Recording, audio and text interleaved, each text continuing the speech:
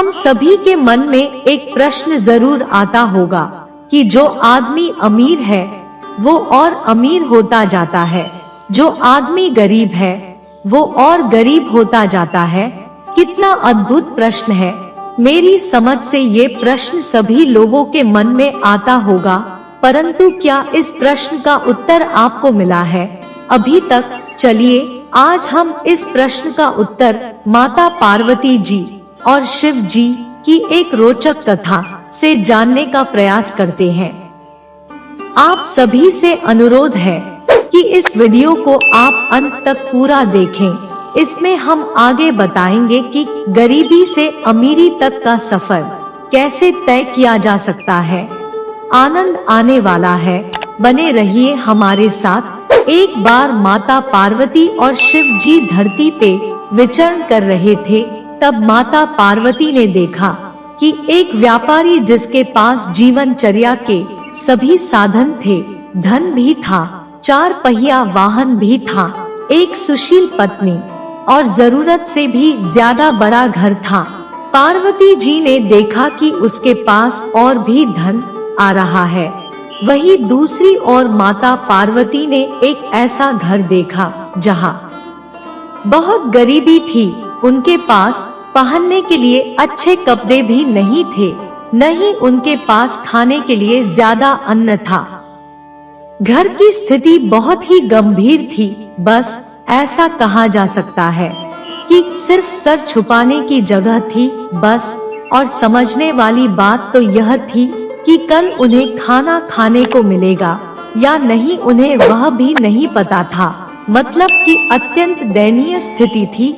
तब माता पार्वती ने शिव जी से पूछा कि हे प्रभु, आपका ये कैसा न्याय है कि वह व्यापारी जिसके पास पहले से ही सब कुछ है, उसे जीवन में और भी सुख समृद्धि मिल रही है, और वही दूसरी ओर जिसके पास अन्न तक नहीं है, उसे अन्न के एक एक दाने के लिए बहुत मेहनत करनी पड़ रही है। ये कैसा न्याय है प्रभु? तब शिव जी ने माता पार्वती से कहा कि हे देवी, यह क्यों हो रहा है, मैं आपको नहीं समझा सकता।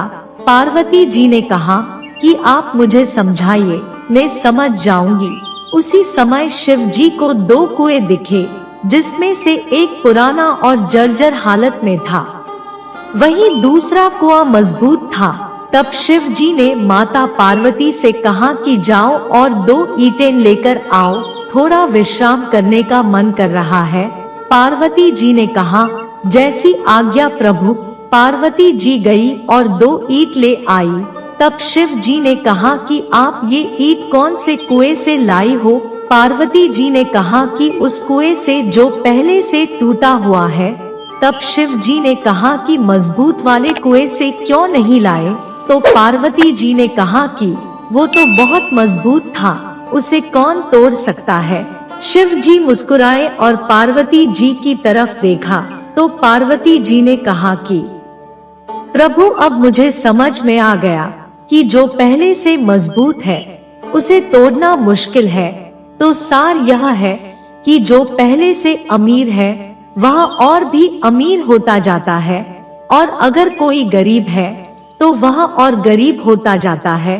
परंतु एक बात ध्यान देने वाली है, अगर हम अमीर की बात कहें तो अमीर आदमी में इतना संबल होता है, वह अपने पॉजिटिव विचारों की वजह से हर परिस्थितियों को अपनी सूझबूझ के साथ हल करता है और अपने आप को प्रगति की ओर अग्रसर होता रहता है। और वही गरीब आदमी अपने निगेटिव विचारों से अपने जीवन को और गरीब बनाता जाता है। जबकि कोई भी मनुष्य अपने विचारों को शुद्ध और पॉजिटिव कर अपने जीवन को खुशहाल बना सकता है। यह सिद्धांत सभी पर लागू होता है।